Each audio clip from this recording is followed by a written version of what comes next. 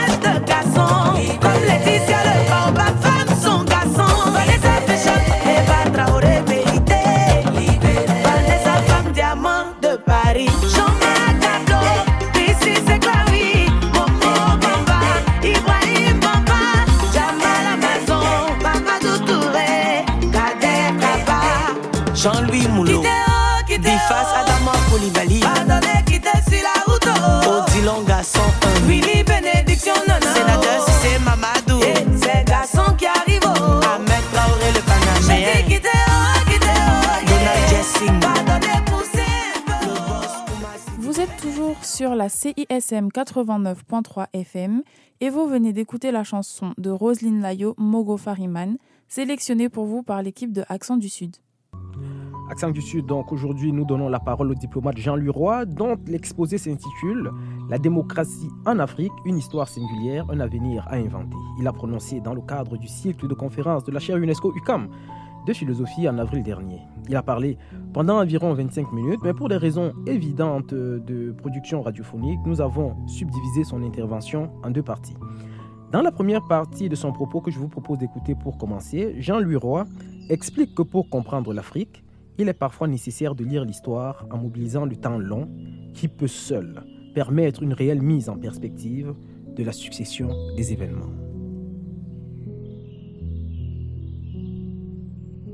Très bien, d'abord pour vous dire que je suis très heureux d'être avec vous, très heureux de retrouver des amis, des gens avec qui j'ai travaillé autrement, dans d'autres contextes. J'ai presque envie de vous raconter une toute petite histoire gabonaise qui vient de me revenir en mémoire pour saluer notre ami M. Mburando. Un jour, j'étais en banlieue éloignée de Libreville, dans un village qui est habité uniquement par des sculpteurs de pierre, un peu la pierre de nos Esquimaux, des Inuits en quelque sorte.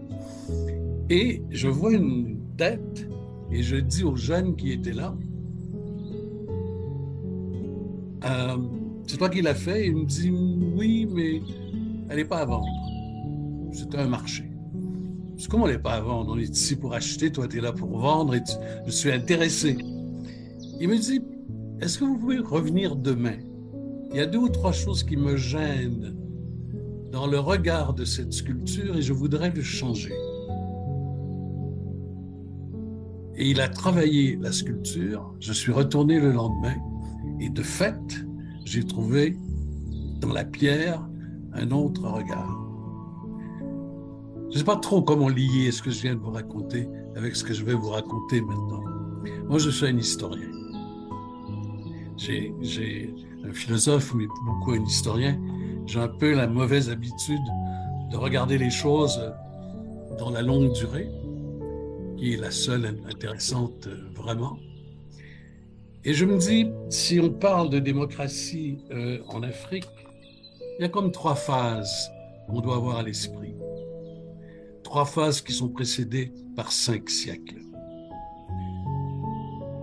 Sans doute l'une des seules régions du monde où les communautés humaines qui l'habitaient n'ont pas pu, pendant 5 siècles, expérimenter la gouvernance, débattre de la gouvernance, modifier les modèles de gouvernance qu'ils auraient retenus s'ils avaient pu les retenir. 5 siècles d'esclavage, de colonisation. Si on a passé à l'esprit, pour moi, on va dire n'importe quoi sur la démocratie en Afrique. Quand on pense États-Unis, tout de suite, on est 1776, la Constitution américaine. Tout le monde se réfère à ça. Quand on pense 5e République, on est donc en 1958, et on l'a fait parce que la 4e et la 3e n'avaient pas marché, etc., etc. Et on remonte au Deuxième Empire français, on remonte à Napoléon, on remonte à la Révolution française, et on a une espèce de cohérence de mouvements qui ont épousé toutes sortes de formules politiques, toutes sortes de formules de gouvernance, ou pour les expérimenter, ou pour les modifier, ou pour les rejeter. Et quand on pense à notre histoire à nous, l'histoire du Canada ou du Québec, eh bien, on a en l'esprit les constitutions successives de 1771, de 1790, de 1840, de 1867, de 1931, le statut de Westminster. Et si on n'a pas cette chaîne-là, on a beaucoup de difficultés à comprendre notre situation maintenant, un grand nombre de nos débats actuellement. Et je me dis, les Africains n'ont pas cette chance-là. ont été sevrés, ont été privés de cette extraordinaire liberté que les autres communautés humaines ont eu largement dans le monde de débattre des formes de leur gouvernance et d'en décider et de les modifier s'ils le souhaitaient. L'esclavage, 4 siècles et demi, où le débat politique n'est pas possible, où la gouvernance est mise à mal. Vous me direz, il y a des chefs africains qui ont collaboré, certainement. Mais justement, la gouvernance n'était plus la gouvernance déjà sous l'esclavage de l'Afrique par les Africains. Elle était en partie, et une partie immensément dramatique, elle était en partie commandée par ceux qui venaient de l'extérieur. Et cela a duré 4 siècles et demi. Ça a fini par terminer en 1833 dans les colonies britanniques, en 1848 en France. Une certaine forme d'esclavage a été abolie à ce moment-là. Et on est entré dans la colonisation. Autre formule qui interdisait littéralement à nos amis africains, on n'a pas le temps d'aller dans beaucoup de détails, mais on sait tous qu'il faut attendre les années 40, 1940, 1950 pour qu'il y ait à Paris les premières rencontres, les congrès des écrivains et des artistes noirs et des étudiants aussi. Et pour la première fois entre eux, publiquement, avec leurs amis des États-Unis, ils ont pu débattre du statut. Qu'est-ce que signifiait être colonisé? Pas vu par nous, les Occidentaux, pas vu par les colonisateurs, mais vu par les colonisés eux-mêmes.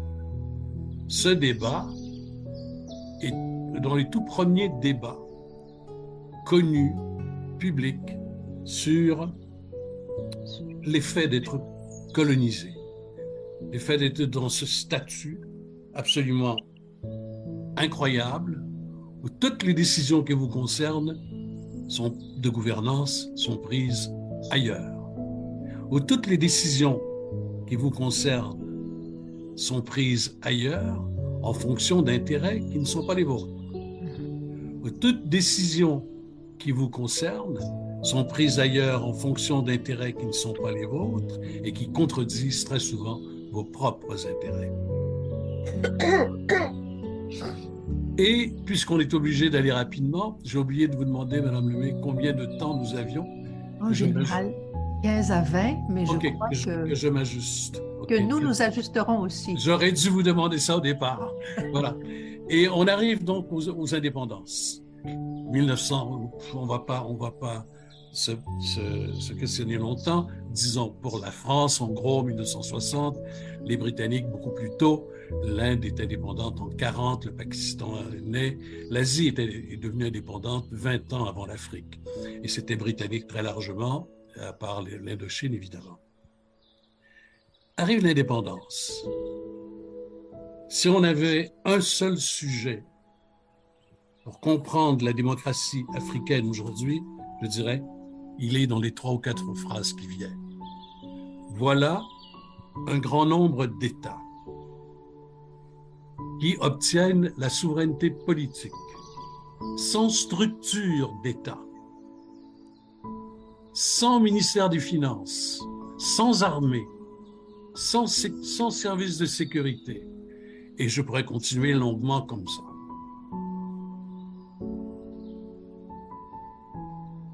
Moi, quand je suis devenu secrétaire général de la francophonie, toutes les fois que j'allais en Afrique, et je passais 6 mois par année en Afrique pendant 12 ans, j'allais voir des ministres africains qui étaient toujours accompagnés d'un gestionnaire français. Il n'y avait pas d'exception. Il n'y a pas de pays où il y avait d'exception. Créer un État à partir de rien, ce n'est pas banal. Créer un État à partir de ressources humaines limitées par rapport à la gouvernance, créer un État qui n'a pas de repères. J'ai parlé des repères tantôt, américains, français, canadiens, québécois.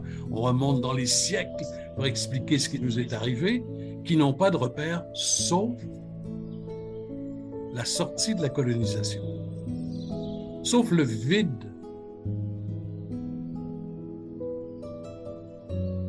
de la gestion publique qu'on leur a remis dans des cérémonies somptueuses, mais c'était quand même le vide qu'on leur remettait.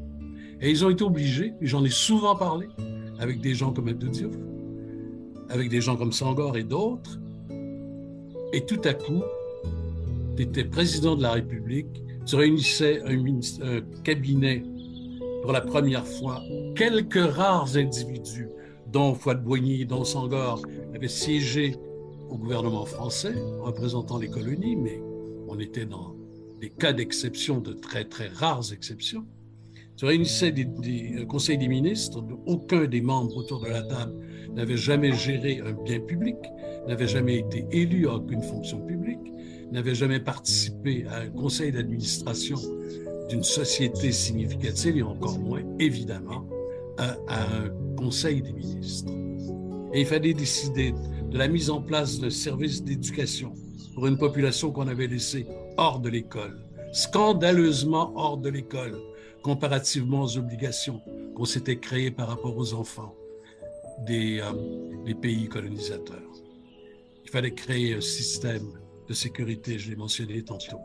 Il fallait créer un système de gestion de l'énergie, etc., etc., etc. Vous imaginez l'ensemble des choses. Et il fallait bien qu'il y ait des systèmes politiques qui gèrent ça. Il y avait des lieux de débat, les syndicats. Il y avait des syndicats en Afrique francophone au début des années 60. On les a fait disparaître presque partout. On a détruit les lieux de débat public en Afrique. La société civile a été démembrée. On trouvait intolérable qu'il fasse contrepoids aux administrateurs français qui continuaient indirectement, par la bande, à gérer les anciennes colonies.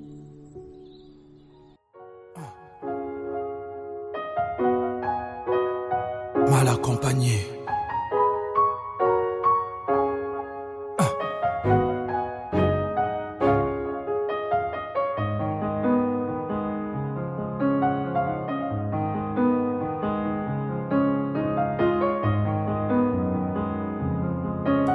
C'est vrai nalovaki. Est-ce que ngai pe balovaki ngai? Nakoki jamais kovanda na couple yo. Yo calme ngai na olela. Sala ta sembla na seka. Na leli trop chérie. Au secours, sauvez-moi. Boli mwe bominga. À quoi sert d'aimer quelqu'un qui ne t'aime pas? Malgré tous mes efforts, ça ne marchait toujours pas. Ada motema mabe tontoyo. Kebana ye ma chérie. Sala attention, ndenya salina kosala peyo. Bimana jeu, bimana amour neza toxique. Abengana, abimisanga na ndako sans penser. Na bana, na ye, mawa. Alianga tia silisanga babote. Azwanga na fleur de l'âge. Elenge moisita la beauté. Papa aboyaki baloyo. Mama est-ce que oyo vraiment zali bala Ponga na bomanzo tonana. Pona yo na bel estomac Tikanga ilo kolo le minga Nazonge papa parananga. Ma famille bazongi za mongwa libala no. Boli mwa matata boye pardona boy. Tikanga nazonge va mama. Ata papa rambalia kimbo mwa libala no. Me libala ezabo umbute. Boli ngolo baka na nga yo moko détruire. Ngai na banana yo zala kine lokote. Na boy mbongo na yo na tika lampia kalese. Bo manzoto me tika mote malaise. Oh pété baplon.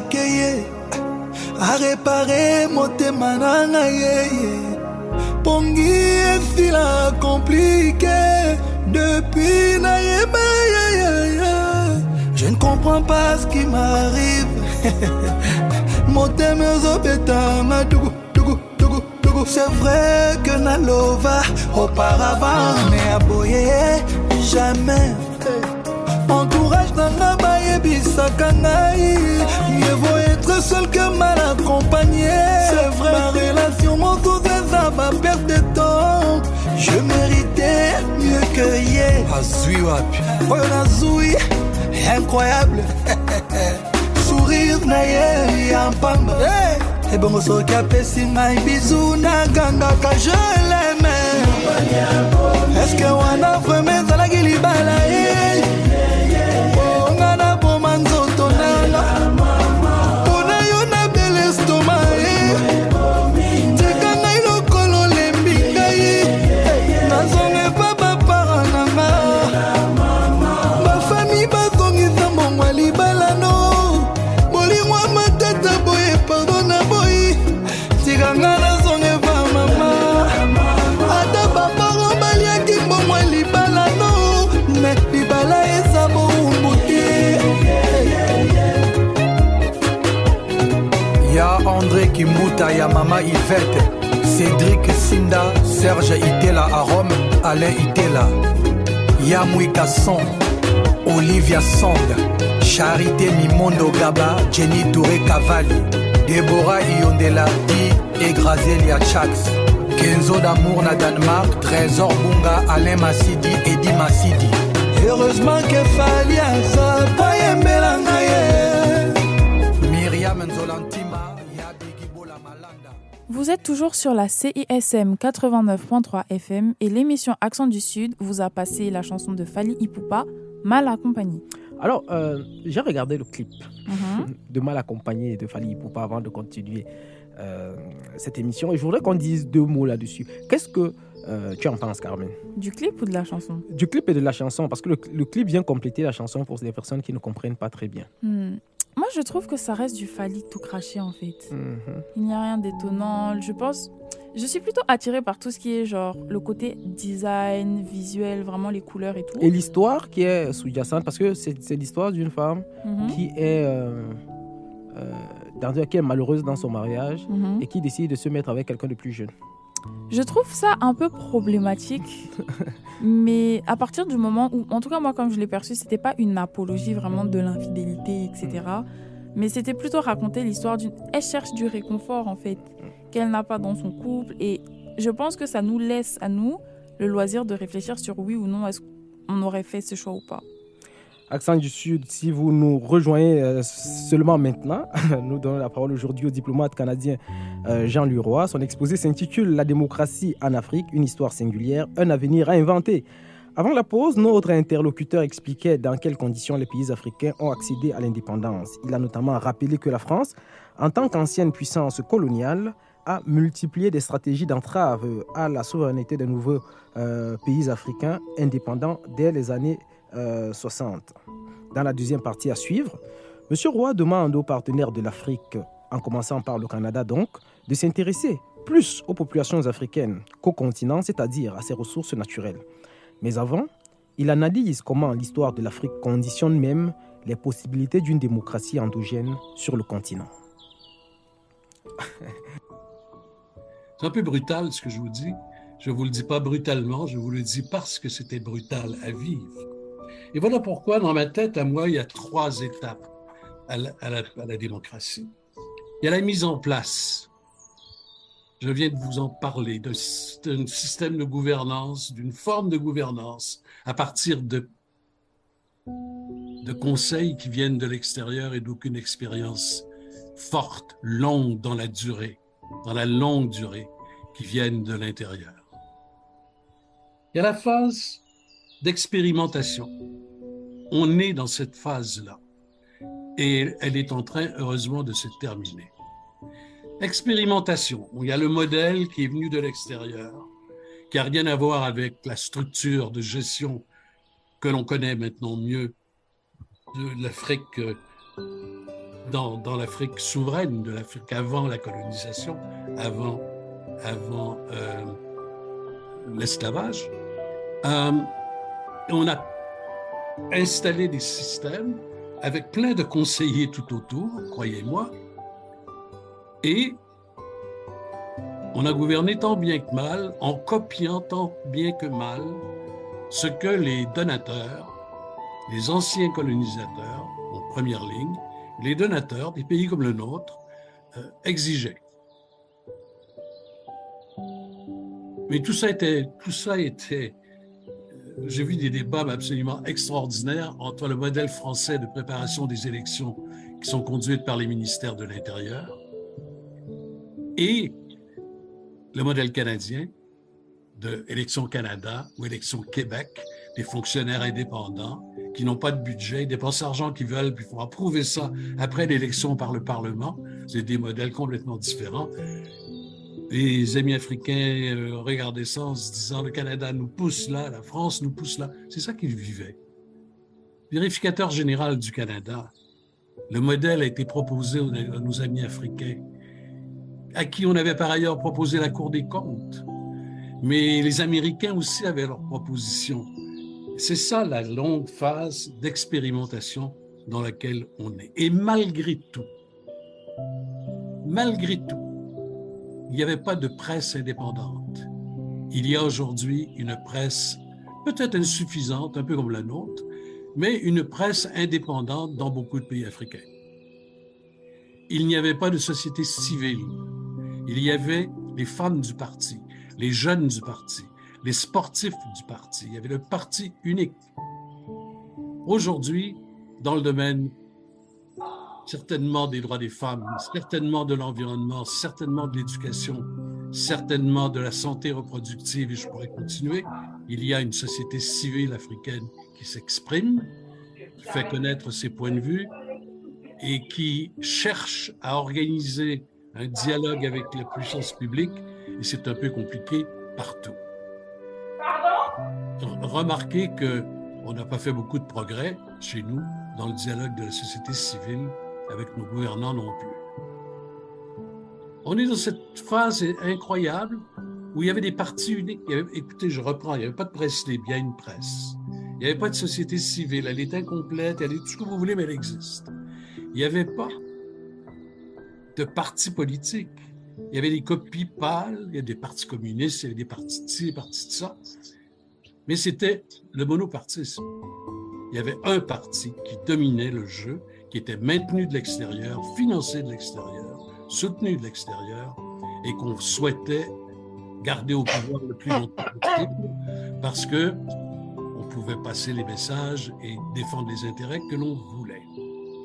On est sorti du monopartisme en Afrique. Il y a dans tous les pays d'Afrique, ou presque, des familles différentes, des familles politiques différentes, qui s'affrontent, qui proposent des projets différents. C'est plus avancé ici, c'est moins avancé là. Ça a régressé dans tel pays. Mais il y a 54 pays en Afrique, il n'y en a pas 5. On ne peut pas prendre les 4 pays où il y a eu des coups d'État militaires en Afrique de l'Ouest et dire voilà l'Afrique. Ça n'aurait pas de sens. Donc, on est encore dans cette période un peu compliquée où nos amis africains de nouvelle génération posent des questions difficiles par rapport à ce que je viens d'évoquer et évoquent un autre avenir. L'Afrique n'est plus dépendante de l'Occident. Le lien de l'Afrique à l'Asie aujourd'hui est si puissant. L'Afrique ressemble tellement par beaucoup d'aspects à l'Asie. Senghor a écrit des pages extraordinaires sur ça. La capacité des pays asiatiques, je reviens là d'une tournée, la capacité des pays asiatiques à comprendre ce qu'est le développement, qu'ils viennent de vivre eux tous ou qu'ils sont en train de vivre en ce moment, est différente de la nôtre, qui avons du sous-développement, de la pauvreté, etc., des notions extrêmement livresques.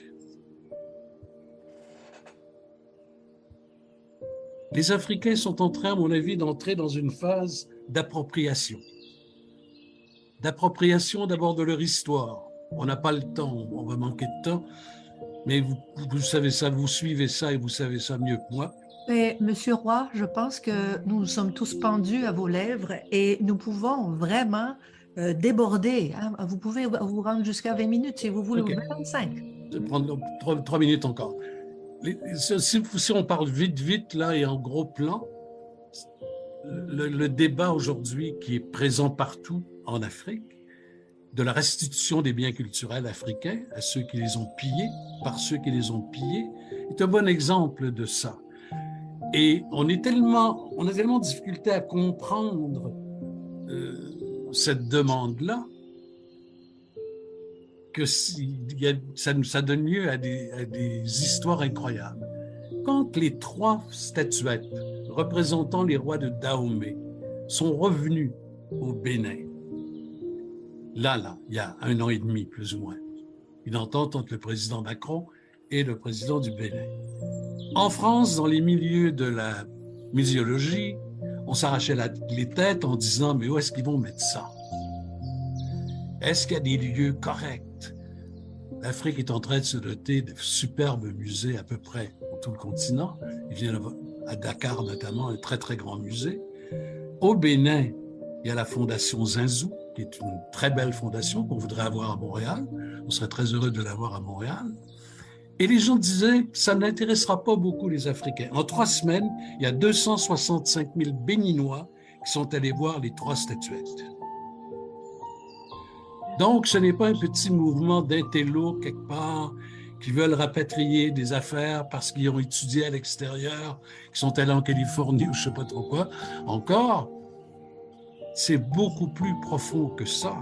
Nos amis africains, la notion de transcendance, la notion d'héritage, c'est pas très abstrait. Ils la vivent. Il fallait un mariage africain pour se rendre compte, aujourd'hui en pleine ville d'Abidjan, pour se rendre compte que le vieux fond remonte et qu'on ne voit pas un mariage sans s'habiller à l'africaine, sans remettre, y compris une dot. Ça fait débat, mais bon, parce qu'on l'a fait pendant des siècles et on retrouve ça. Et la connaissance des traditions africaines, des philosophies africaines, des cosmologies africaines, de l'éthique africaine, des éthiques africaines, parce qu'il y a plusieurs aires de civilisation en Afrique, est en train de rebondir et de remonter tranquillement. Et puis il y a ces 625 millions d'Africains qui ont accès à Internet et qui voient ce qui se passe ailleurs dans le monde comme jamais les Africains ont pu le voir, qui voient comment on travaille ailleurs, dans quoi on investit au plan culturel, au plan historique, etc., etc. Qu'est-ce que donnent les systèmes politiques? Qu'est-ce que donnent les systèmes politiques en termes réels de croissance, de sortie de la pauvreté? Si vous êtes un jeune Africain de 25 ans aujourd'hui et vous avez, par rapport à la question sociale, une préoccupation profonde, vous êtes un peu quand même ébranlé par le fait que la Chine a sorti peut-être 1 demi-milliard de personnes de la pauvreté en 30 ans et que ce plus grand pays, le plus pauvre du monde, est en train de devenir la première puissance économique du monde. Vous entendez les critiques si vous êtes un jeune Africain du Rwanda. On dit, le président Kagame, c'est rude, hein? C'est rude de vivre sous Kagame. Le Rwanda rêve d'être le Singapour de l'Afrique. Et d'une certaine manière, à petits pas, se dirige vers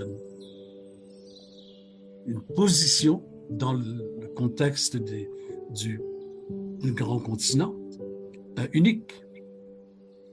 Donc, la démocratie, bon, et vous êtes un jeune Africain, toujours le même, vous êtes très partagé. Parce que les grands sondages, il y a des grands sondages qui sont faits en Afrique sur ces questions-là, 70% des Africains disent qu'ils veulent choisir ceux qui les dirigent. Comment ils font ça ailleurs? Il n'y a pas de modèle à la vérité unique. Le système suisse qui nous serait imposé au Canada avec un référendum tous les 15 jours, ça sauterait immédiatement. Le système belge décentralisé qu'on essaierait d'appliquer à la France, ça n'irait nulle part. un président à la française en Allemagne, c'est une contradiction absolue avec le système démocratique allemand. Les mandats de 4 ans, cette fichue obsession que les Occidentaux ont par rapport au mandat des Africains. Madame Merkel a été 16 ans au pouvoir. Pierre-Éliott Trudeau a été 19 ans Premier ministre du Canada. Brian Mulroney, 10-12 ans, je ne me rappelle pas exactement.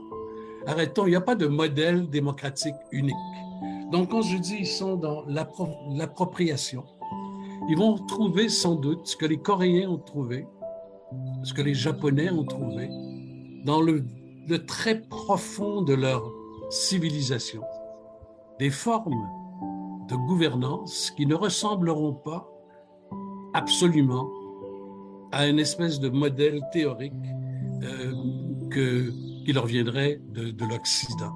Ils vont sans doute retenir des éléments de nos façons de faire, mais je disais tantôt, l'organisation des élections, au Canada, s'il fallait confier à un ministre fédéral le soin d'organiser les élections fédérales, les autres partis, les partis d'opposition hurleraient pendant des semaines.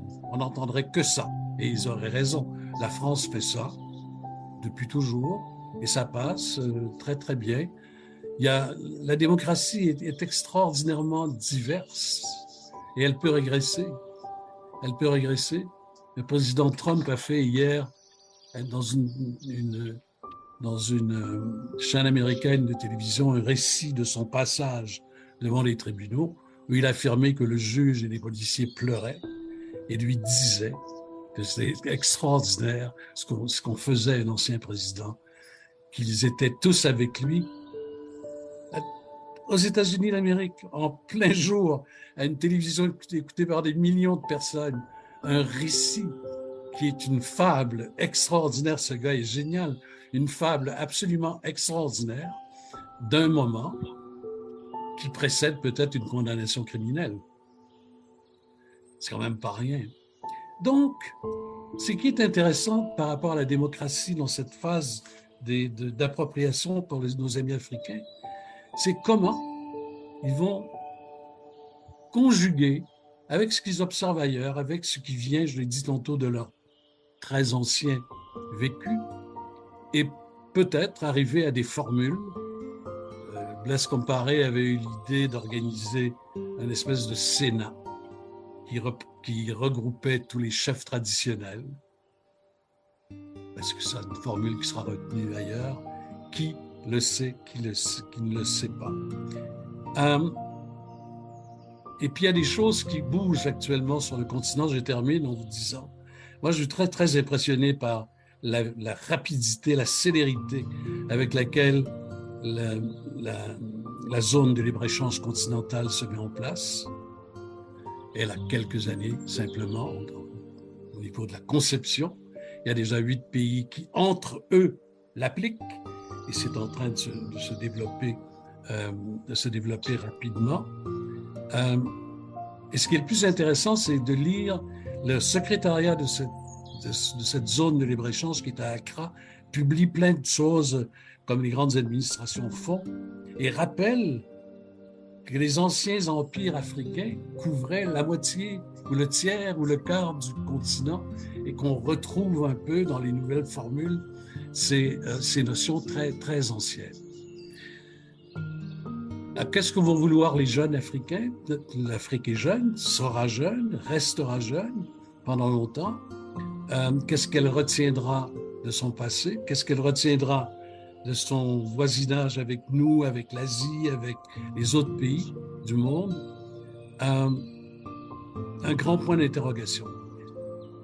Moi, si je répète, ce qui me frappe depuis 1960, c'est comment elle est partie de rien pour la gouvernance. Qu'elle a réussi, tant bien que mal, à tenir les choses, à créer des États, à développer des systèmes dont plusieurs sont relativement convenables, insuffisants, mais convenables, à maintenir des aspirations fortes pour plus de développement. Et comment elle a dû faire ça toujours. C'est pour ça que je voulais parler de la ZLEAC. Faire ça toujours en tricotant d'une main et l'autre main du tricot. Le tricot est fait par la Banque mondiale, par le FMI, par les pays donateurs, par l'extérieur. Moi, j'ai hâte du jour où l'Afrique va pouvoir faire comme nous, défendre ses intérêts elle-même, sans interférence massive de l'extérieur. Come here, wait till the water you. Green body make I rock, yeah. I know you seen on me. I get the money pass your papa. Wait till you want way I know feel do for you. Why you want the boogan one? Share you be kiss than any. You better drop your body and move sucker. Suffer with this body. Make we run, I'm on a low key. Baby, you know me. They get us to go move where you no go. Green, come make a drive your come make a drive this your jalo. Please, baby, allow me. Tip you off with the alawi. See body, oh. See body, oh. Egg by me, oh. Egg by me. Ide boss in my bololo. Ide boss in my bololo. Please help me, oh. Me, I don't jam waiting, but come here, waiting the water, you. Green body make I rock, yeah. I know you seen on me. I get the money pass your papa. Wait till you want way I know feel do for you. Why you want the boogan one? Share you be kiss than any. You better drop your body and move. You to the phone with this love for 15, baby, and lend me. Yeah, I get the bounce for you. You want they do like say night I know the end. You to the steep they do like say your waist know the end. You know the bend. Oh, you follow my command, baby, do like I do, baby, front and back. Give me boom, back a boom. Suffer with this body. Make we run, I'm on a low key. Baby, you know me. They get us to go move where you no go. Green, come make a drive your come make a drive this your jalo. Baby, allow me. Tip you off with the alawi. Come here, wait in the water, you. Green body make I rock, yeah. I know you seen on me. I get the money pass your papa. Wait till you want way I know feel do for you. Why you want the boogan one? Share you be kiss than any. You better drop your body and move sucker. Suffer with this body. Make we run, I'm on a low key. Baby, you know me. They get us to go move where you no go. Green, come make a drive your come make a drive this your jalo.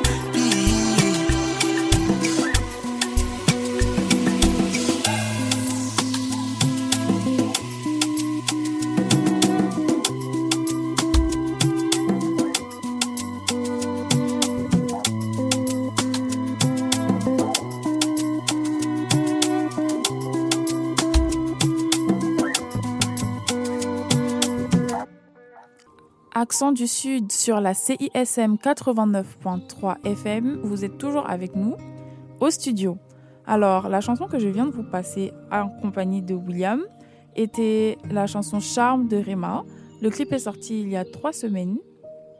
Qu'est-ce que tu en penses ? Oui, c'est vrai que j'ai pas regardé ce clip-là en particulier, cette chanson en particulier, je l'ai pas écouté en particulier, mais j'ai été très étonné d'être ici à Montréal dans un 5 à 7 extrêmement québécois et de voir des Québécois mettre Rema et puis de faire un karaoké là-dessus. J'étais assez étonné, assez agréablement surpris, mais assez surpris quand même. C'était vraiment au milieu de Céline Dion et tout. Et en karaoké, s'il te plaît. Moi, je pense que c'est surtout grâce aux réseaux sociaux maintenant que vraiment c'est beaucoup plus de mixité et les artistes arrivent vraiment à atteindre des cibles qu'ils n'atteignaient pas avant. Et vu que maintenant, tout ce qui est afro, un peu doux comme ça, c'est très à la mode, bah, ça passe partout, quoi. Merci, Carmen, de nous faire écouter tout ce qui vient de sortir un peu partout dans le Sud. Dans la deuxième partie de l'exposé de Jean Leroy que nous avons écouté tout à l'heure, donc avant cette chanson de Rema, Jean Leroy estime que les pays africains sont dans une phase d'expérimentation de la démocratie et que cette phase est en train de se terminer. Comment cela se manifeste-t-il concrètement ? L'un des aspects qui me paraît les plus évidents est la désobéissance quasi systématique que les pays du continent ont opposée aux puissances engagées directement ou indirectement dans la guerre en Ukraine. Les Russes qui souhaitaient un engagement anti-impérialiste plus virulent ne l'ont pas obtenu. De la même manière, les pays africains ont adressé une fin de non-recevoir au camp occidental qui continue à leur mettre la pression pour une condamnation ouverte de l'agression russe contre l'Ukraine. Plus les pays du continent prétendent vouloir continuer à commercer et à échanger avec toutes les parties. Plus les pays du continent prétendent vouloir continuer à commercer et à échanger avec toutes les parties au nom de la défense exclusive des intérêts régionaux et nationaux africains. Une attitude somme toute classique dans les relations internationales modernes. Depuis presque 1 an et demi, l'Afrique est sans doute la région du monde la plus soumise aux pressions. Et elle y a résisté avec un certain succès au point d'agacer le président français Emmanuel Macron qui s'était essayé en 2022 à initier des tournées sur le continent pour essayer de convaincre les chefs d'État du continent africain à prendre position en faveur de Kiev et du camp occidental. Le refus de se plier de la plupart des présidents qu'il a rencontrés l'a poussé à dire ouvertement lors de son passage à Yaoundé au Cameroun que les Africains sont hypocrites. Au-delà de la surenchère verbale, la décision de l'Afrique du Sud de recevoir Vladimir Poutine lors du sommet des pays des BRICS, entendez Brésil, Russie, Inde, Chine et Afrique du Sud. Donc la décision de l'Afrique du Sud de recevoir le leader russe lors du sommet des pays du BRICS pourrait conduire à une escalade des puissances occidentales contre la nation arc-en-ciel et plus globalement contre les pays africains. La procureure de la Cour pénale internationale a issu un mandat d'arrêt contre le président russe, vous vous en souvenez sans doute. Par définition, tous les pays membres de la CPI, dont l'Afrique du Sud, devraient interpeller le suspect et le remettre à la justice internationale.